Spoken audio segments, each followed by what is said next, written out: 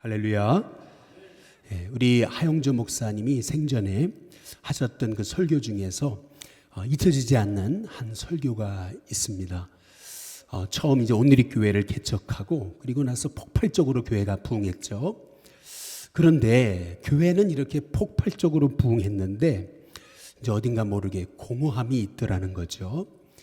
이제 일은 많아요. 그래서 사역도 많고 그렇지만은 이렇게 마음에는, 육신에는 이제 영적인 어떤 이상한 그 탈진 같은 것들이 있었던 거 봅니다.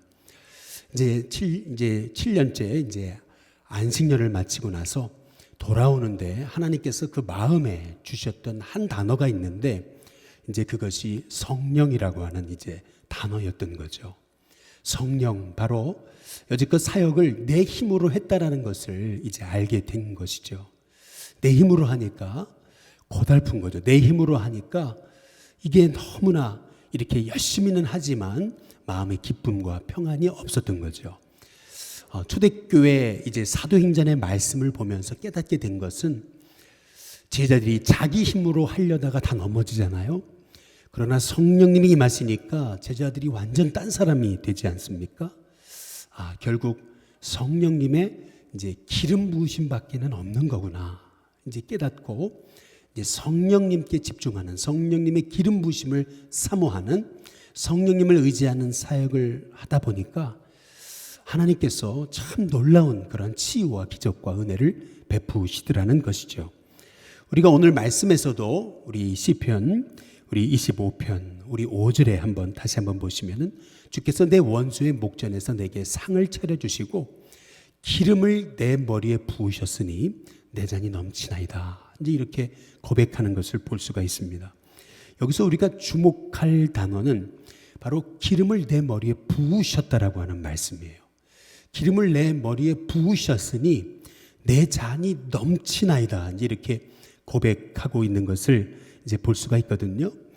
우리가 주목해 봐야 되는 것은 뭐냐면은 주께서 내 원수의 목전입니다. 원수의 목전. 그러니까 뭐 평탄한 가운데서 기름을 내 머리에 부으셔서 내 잔이 넘치는 게 아니에요. 원수의 목전, 다시 말하면 아주 극한 고난의 상황에서도 기름 부으시는 성령님의 은혜가 있으니까 내 잔이 넘친다라고 이렇게 이제 고백하고 있는 것이죠. 잔이 넘친다라고 하는 말씀의 의미, 우리가 이 잔에 물이 넘칩니다. 물이 넘친다라고 하는 이 말씀의 의미는 이게 이제 충만이라는 의미죠. 보통 우리의 인생은 늘 이 잔이 부족한 겁니다. 늘 부족한 게 사실은 인생이에요. 요한복음 2장에도 보시면은 가나의 혼인잔치에 이 혼인잔치 아니겠습니까? 이 잔치집에 포도주가 모자라요. 참 이게 비극인 거죠. 인생은 잔치와 같아야 되는데 늘 기쁨과 은혜가 충만해야 돼요. 그런데 포도주가 모자란지라. 이 모자란 게 이게 늘 인생인 거예요. 제가 어제도 우리 성도님 한 분을 만나 뵀는데 이제 그런 얘기를 해요. 15살인가요? 그때부터 이제 일을 시작했는데 지금까지 한 번도 쉰 적이 없다는 거죠. 근데 이번에 코로나가 오면서 어쩔 수 없이 쉬게 됐다는 거예요. 근데 막상 시간이 있잖아요. 그런데 남편이 병이 드셔가지고 그래서 자기가 마음대로 다닐 수가 없는 거예요. 왜? 병균을 옮아와서 남편에게 그걸 전염시킬까 봐 말이죠. 그러니까 참 이런 게 참 안타까운 거죠. 시간이 있어요. 시간이 있으면 돈이 없고요.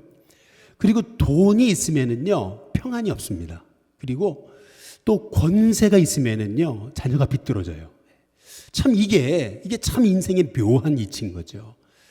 이게 인생이라는 게 참 이렇게 부족한 거예요. 이게 인생입니다. 잔치와 같아야 될 인생이 늘 내 잔이 넘치는 게 아니고 내 잔이 부족한 아이다. 이제 이것이 늘 인생이거든요.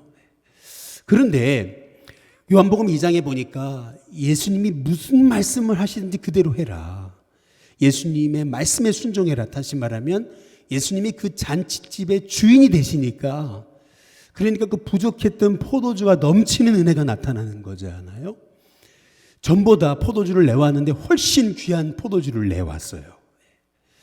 마찬가지로 우리 인생에 아무리 원수의 목전에 우리가 극한 고난에 있다 하더라도 바로 성령님의 기름 부으심이 있으면은 우리 주님께서 나를 향해서 원수의 목전에서 아주 진수성찬을 차려주시는 그 은혜, 그 고통의 한복판에서 내 잔이 이 넘치는 은혜를 하나님께서 우리에게 부어주시는 것이죠. 그래서 우리에게 절대적으로 필요한 것은 바로 성령님의 이제 기름 부으심인 거예요. 저는 우리 신교회 성도님들이 내 힘이 아니라 성령님의 은혜로, 성령님의 도우심으로, 성령님의 기름 부으심으로 살게 해달라고 기도할 수 있는 저와 여러분이 되시기를 주님의 이름으로 축복합니다. 오늘 말씀에 주께서 내 원수의 목전에서 내게 진수성찬을 차려주시고 그리고 기름을 내 머리에 바르셨다 이렇게 얘기하지 않고요. 기름을 내 머리에 부으셨다 이렇게 말씀하시는 거예요. 우리 시편 23편 5절 다시 보여주시면은 기름을 내 머리에 바르신 게 아니에요. 뭐예요? 부으신 거라는 거죠. 이 기름을 내 머리에 부으셨다. 성령님의 이 기름 부으심을 말하는 거예요. 성령님이 내게 기름 부으시니까 내 인생은 고난으로 가득할지 모르지만은 내 인생에 잔이 부족함이 없는, 잔이 넘치는, 흘러넘치는 충만의 삶을 살게 된다라고 하는 것이죠. 사실은 이 시편 23편의 이 다윗의 고백은요, 그의 삶 속에서 나온 고백이에요. 그냥 단지 입술로만 머리에서 나온 게 아니고 그의 삶에서 나온 고백이죠. 사울 왕이 다윗을 죽이려고 얼마나 쫓아다녔습니까? 다윗의 인생 자체가 바로 이 사망의 음침한 골짜기로 다니는 것 같은 그러한 그 순간순간이 끊이지 않았잖아요. 늘 원수의 목전에서 사는 것 같은 그런 인생이었습니다. 그러나 그때마다 우리 하나님은 이 다윗에게 은혜를 베푸시는 거예요. 성령님의 기름 부으심으로 그때마다 내 잔이 정말 바닥이 났습니다 이것이 아니고 내 잔이 흘러넘치는, 내 잔이 넘치나이다 고백할 수 있게 하나님께서 그에게 늘 은혜로 함께 하시는 거거든요. 사울 왕이 다윗을 죽이려고 결국 그 삼천 군사가 다윗을요 완전 에워쌌습니다. 다윗은 이제 도간에 든 쥐예요. 이제 곧 다윗은 잡혀 죽임 당할 수밖에 없어요. 그런데 참 놀라운 것은 그때 왜 전갈이 옵니까? 전갈이 와서 블레셋이 쳐들어왔으니 왕이시여 지금 이러고 있을 시간이 아닙니다. 결국 다윗은 그 사망의 음침한 골짜기에서 기적 같은 일로 하나님께서 그를 돌보시고 그 원수의 목전에서 오히려 하나님이 놀라운 내게 생각지 못한 그 은혜의 상을 차려주시는 그 기적들을 이 다윗이 경험하게 되는 것을 이제 볼 수가 있거든요. 이게 다 우리의 힘이 아니죠. 어떻게 우리의 힘으로 어떻게 우리가 원수의 목전에서 내 인생에 상을 차려주시는 그 하나님의 비밀을 체험할 수가 있겠느냐는 겁니다. 어떻게 사망의 음침한 골짜기를 가는데 주님이 나와 함께 하신다고 내가 고백할 수 있느냐는 거죠. 그것은 바로 성령님이 내게 날마다 기름 부으시고 성령님이 나를 인도하신다는 그 확신과 믿음이 있었기에 이 성령님의 기름 부으신 인생은 어떠한 고난에도 불구하고 고난을 뛰어넘는 하나님의 은혜를 주시는 것이죠. 저는 우리 이승계 성도님들에게 이런 하나님의 은혜가 충만히 부어지시기를 주님의 이름으로 축복합니다. 이 맹의순이라고 혹시 아시나 모르겠네요. 정연이라고 하는 분이 쓴 내 잔이 넘치나이다 라고 하는 그런 그 과거의 참 베스트셀러 책이 있어요. 소설이죠. 근데 이 실제 인물을 바탕으로 맹의순이라고 하는 분, 인물을 바탕으로 쓰여진 참 멋진 소설이죠. 이 맹의순이라는 분은 27살 꽃다운 나이에 순교자의 반열에 오른 분이죠. 한국전쟁 6.25가 터졌을 때에 부산으로 이제 피난을 가게 됐다가 거기서 이제 중공군으로 이제 미군에게 오해를 받습니다. 그래서 포로로 붙잡혀가지고 거제도 수용소에 끌려간 거죠. 정말 기가 막힌 인생 아니겠어요? 내가 한국 사람인데 내가 중공군으로 오해를 받아가지고 그래서 거제도 포로 수용소에 끌려갔으니 정말 이게 기가 막힌 인생 아니겠어요? 우리 같으면 낙심하고 절망하는 이 사망의 음침한 골짜기 원수의 목전 같은 인생을 만났을 때 다 절망하고 낙심할 텐데 이 맹이순이라는 분은요, 오히려 그곳에 광야교회를 세웁니다. 그리고 이 중공군이 봤을 때 늘 이 맹이순의 이 두 손에는 한쪽에는 성경, 그리고 한쪽에는 늘 수건이 이렇게 들려 있었다는 거예요. 여기 남대문 옆에 교회 보면 남대문 교회라고 있죠. 지금 이제 살아계신 장로님이 이제 이 맹이순이라는 분을 이제 빼내기 위해서 그렇게 탄원서를 냈다는 거죠. 나올 수 있었다는 거예요. 면회를 갔는데 이제 나갈 수 있다고 이제 그러니까 이제 그렇다는 거죠. 이 맹이순이라는 분이 아니 여기가 이렇게 죽어가는 영혼이 이렇게 많은데 내가 어딜 나가냐고. 여기에서 이 죽어가는 영혼에게 복음 전하는 것은 내게는 얼마나 기쁨이고 행복이냐고 말이죠. 이분이 이제 석방이 되기 3일 전에 그날도 중공군의 이 얼굴을 수건으로 닦아주고 그리고 마지막으로 성경을 읽어주고 쓰러졌다는 거예요. 그리고 나서 일어나지 못하고 27살의 나이에 그는 순교자의 반열에 오르는데요. 그가 이제 마지막으로 이 중공군 앞에서 중국어로 읽어줬던 그 성경이 뭐냐면은 오늘 함께 읽으신 시편 23편 5절, 바로 내 잔이 넘치나이다. 이제 이 고백이었다는 거죠. 내 잔이 넘치나이다.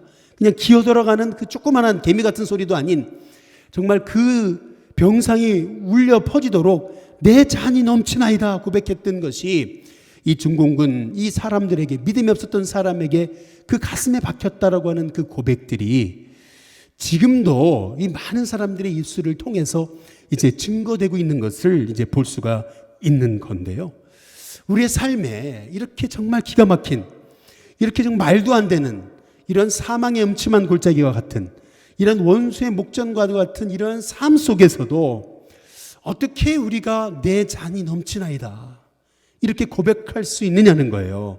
그 비결이 어디 있느냐는 거예요. 그것이 어떻게 인간의 힘으로 가능하냐는 거죠. 내 잔이 넘치는 이 삶의 비결, 그것은 다름 아닌 기름을 내 머리에 부으셨으니 말이죠. 성령님의 임재, 성령님의 기름 부으심, 성령님의 도우심이 아니고서는 우리는 한순간도 고난의 항복판에서 주님이 나와 함께 하십니다, 주님의 은혜입니다 라고 고백할 수 있는 인생이 될 수가 없다라는 것이죠. 저는 저와 여러분의 인생 속에서 정말 성령님의 기름 부으심을 날마다 은혜로 고백할 수 있는, 또 그 은혜를 체험하는 하나님의 종들이 되시기를 주님의 이름으로 축복합니다. 제자들을 보시면은요, 성령님이 기름 부으시니까요, 그들이 있던 그 두려움의 자리, 마가다락방, 누군가 올까 봐서 문을 꼭꼭 닫아뒀던 그 마가다락방이요, 성령님이 오시니까요, 그 자리가 기쁨과 환호와 담대함과 감사의 자리가 되고, 그들을 통해서, 그 마가다락방을 통해서 수많은 영혼이 구원받는 역사가 일어나게 되는 것 아니겠어요? 성령님이 임하시니까 입이 열리고 말이죠. 성령님이 임하시니까 가는 곳마다 바로 예수는 그리스도라 가르치기와 전도하기를 쉬지 않는, 그래서 그 쉬지 않는다, never stop이라고, 정말 스탑하지 않는 그런 그 성령님의 역사하심을 누리고 경험하고 증거하는 하나님의 종들이 됐던 것을 이제 볼 수가 있는 거거든요. 저는 요새 우리가 코로나로 어려움이 있지만은 하나님, 우리 일신교회가, 우리가 목회자로서도 할 수 있는 게 아무것도 없습니다. 그러나 초대교회 성도들도 마가다락방에서 할 수 있는 것이 아무것도 없었습니다. 예수님은 십자가에 죽으시고 부활하시고 승천하신 다음에 제자들은 마가다락방에서 아무것도 할 수 있는 것이 없어 보였습니다. 그러나 그들이 예루살렘 떠나지 말고 내게 들은 바 아버지의 약속하신 성령을 기다려라, 그 말씀 붙잡고 기도하고 오로지 거기에서 성령님을 사모할 때에 그들은 아무것도 할 수 없는 인생이 아닌 오히려 모든 것이 가능한 인생이 될 수 있었다는 것을 우리가 생각하게 될 때, 이 성령님의 기름 부으심은 우리의 신앙에 있어, 믿음에 있어, 이건 선택이 아니라는 것입니다. 저와 여러분 가운데 이 성령님의 기름 부으심을 사모하고, 또 성령님의 기름 부으심으로 예배하고, 성령님의 기름 부으심으로 여러분의 삶이 하나님의 복으로 채워지기를 주님의 이름으로 축복합니다. 보통 네 종류의 신앙인이 있다고 이렇게 말합니다. 에스겔서 47장에 보시면은 성전에서 물이 흐르죠. 그게 발목에, 그리고 무릎에, 허리에, 그리고 머리 위에 창일하게 차고 넘치거든요. 여기서 우리는 네 종류의 신앙인을 볼 수 있는 거예요. 첫 번째는 발목 신앙입니다. 우리가 이제 발목에 물이 차면은 어떻게 됐죠? 그러면 자꾸 이렇게 걷다 보면은 발이 빠지잖아요. 마찬가지로 은혜는 받았어요. 성령님의 인도하심을 받고 싶어요. 하나님의 음성을 주목합니다. 그러나 자꾸 발이 빠지죠. 그래서 발목 신앙은 무릎 신앙으로 가야 돼요. 무릎 신앙이란 기도하는 신앙이죠. 기도 없이는 우리의 신앙이 승리할 수가 없는 거잖아요. 늘 엎드려 기도할 때에 하나님께서 저와 여러분을 하나님이 존귀한 하나님의 복의 통로로 쓰시는 은혜가 있게 될 줄로 믿습니다. 근데 이제 무릎 신앙에서 멈추면 안 되는 거죠. 이제는 허리 신앙으로 올라와야 되는 거예요. 허리가 의미하는 건 뭐냐면 힘이죠. 허리에 힘이 있어야 된다고 말이죠. 청년들이 교회의 허리다 이렇게 얘기하는 것은 그 힘을 얘기하는 거잖아요. 곧 우리는 이제 기도로 받은, 무릎 신앙으로 받은 은혜를 가지고 우리는 이제 그 힘을 가지고 섬기고 봉사하고 전도하는 그런 하나님의 종들이 되어야 된다는 거예요. 그런데 우리의 신앙은 이제 허리의 신앙에서 멈추면 안 되고 우리의 힘으로는 안 돼요. 금방 지쳐거든요. 금방 넘어져요. 전도하다가도 금방 상처받고 서운함도 경험하게 되고 봉사하다가도 금방 우리가 쓰러지죠. 그래서 우리에게 필요한 건 뭐냐면은 잠기는 신앙이에요. 성령님의 기름 부으신 말이죠. 머리 위로 하나님의 은혜가 흘러넘치는 그 믿음이, 그 신앙이 우리에게 필요하다라고 하는 것이죠. 그래서 성령님의 기름 부으심이 있을 때 우리 안에 있는 모든 연약함이 강함으로 바뀌어지고 우리의 상처가 치유받고 그리고 성령님의 기름 부으심을 통해서 하나님이 쓰시는 참 존귀한 연약한 인생이 주님 손에 붙들려서 어두운 세상 밝히는 참 존귀한 하나님의 종이 되게 되는 것이거든요. 참 하루를 살아도 이렇게 잔이 넘치는 인생으로 하루를 살아도 하나님의 은혜가 흘러넘치는 그런 인생이 되는 것이 바로 이 성령님의 기름 부으심이 있는 믿음의 삶이라는 것이죠. 저는 이런 하나님의 은혜가 우리 성도님들 가운데 오늘 이렇게 실시간으로 또한 예배하는 우리 성도님들 가운데 있게 되시기를 주님의 이름으로 축복합니다. 제가 가만히 제 과거에 춘천에서 사역을 생각해 보면은 1000명이던 교회가 7년 만에 3000명으로 출석하는 교회가 어떻게 가능했을까? 가만히 생각해 보니까 1년에 새 가족이 막 1000명씩 들어오는데 야, 이게 어떻게 가능했을까? 가만히 생각해 보니까 인간의 힘이 아닌 거예요. 성령님의 기름 부으심 없이는 어떻게 우리의 인간의 생각과 계산을 뛰어넘어서 이런 구원의 역사들이 일어날 수 있게 되느냐는 거죠.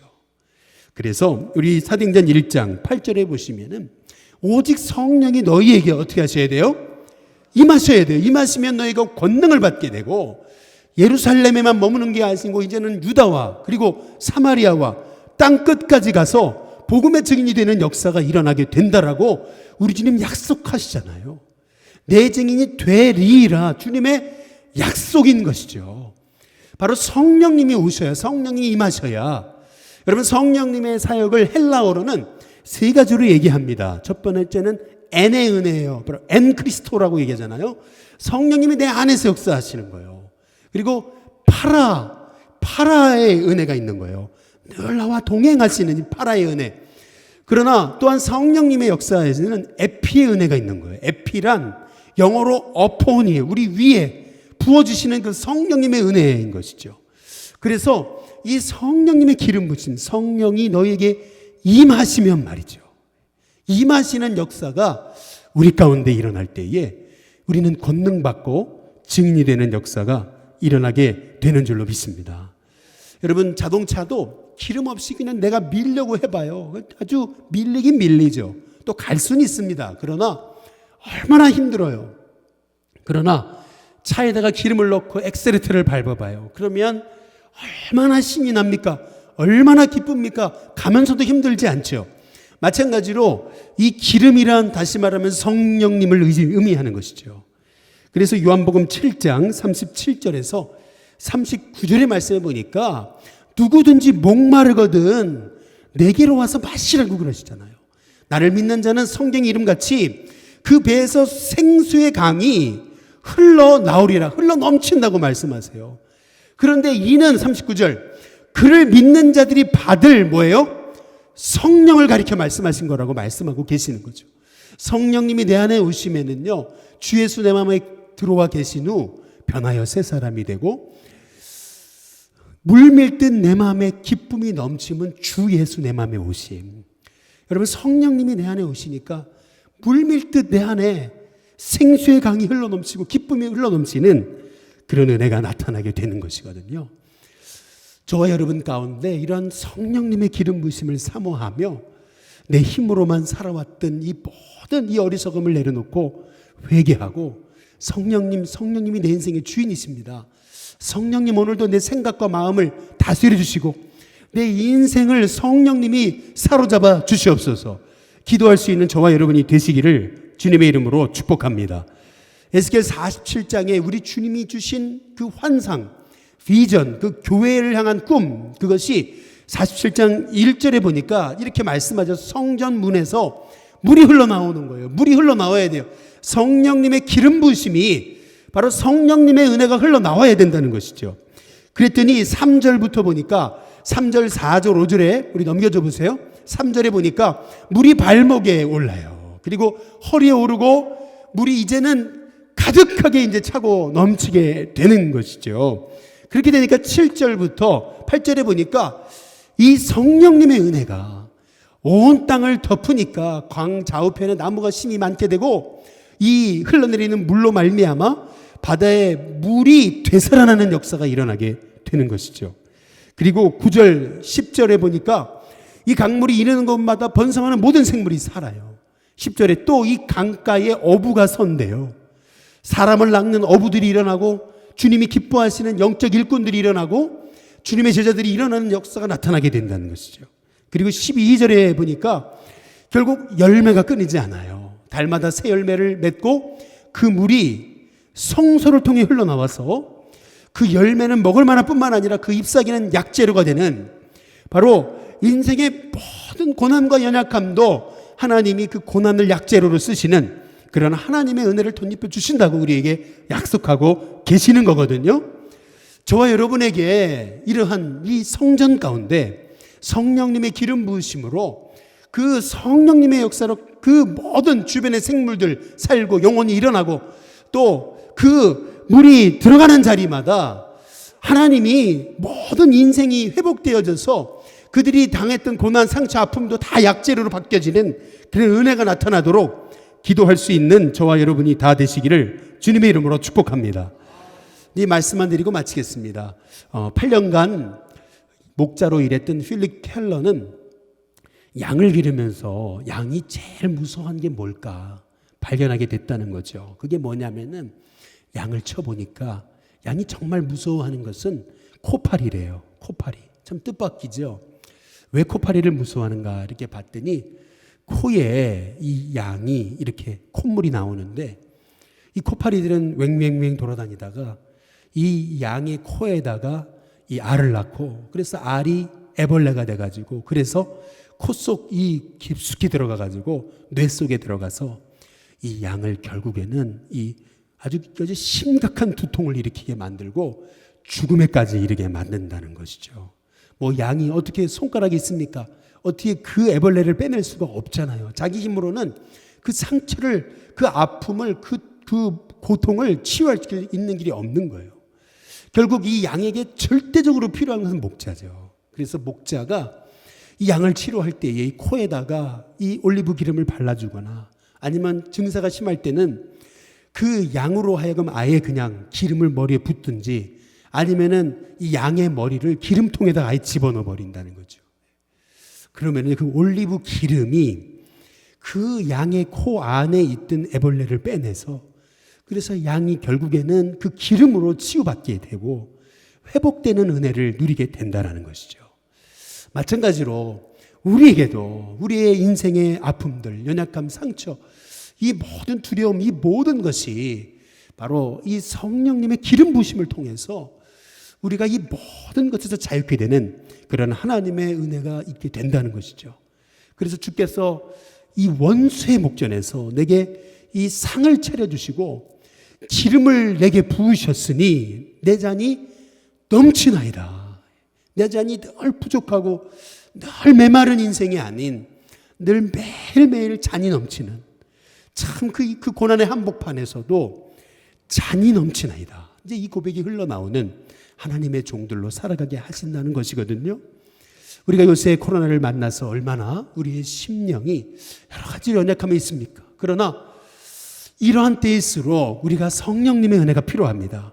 성령님의 기름 부심이 나에게 기름 부어달라고, 원수의 목전에서도 이 코로나 같은 이런 두려움 가운데서도 내게 진수성찬을 차려주시고 뜻밖의 은혜로 내게 함께 하시며 내게 성령님의 기름 부으심으로 내 인생에 이렇게 잔이 넘치게 하시는, 내 인생이 매일매일마다 축제가 되게 하시는, 내 인생에 이렇게 감사가 은혜가 흘러넘치게 하시는 이 하나님의 은혜의 비밀을 하나님 제가 누리게 해달라고, 그렇게 이 성령님의 은혜를 내게 허락해달라고 그런 기도의 제목을 가지고 오늘 이 저녁에 우리 함께 우리 찬송가 192장 함께 찬양하시면서 우리가 간절히 소망하는 마음으로 찬양하시고, 오늘 이 시간 성령님 나를 주관하시고 내 인생을 덮어주시고 내 마음의 주인이 되어주시고 내 마음을 다스려 주시고 내 힘으로 하려고 했던 어리석은 생각들을 내려놓게 하시고 이제는 내 힘으로 되지 않고 내 능으로 되지 않고 오직 성령님으로만 되느니라 하는 고백처럼,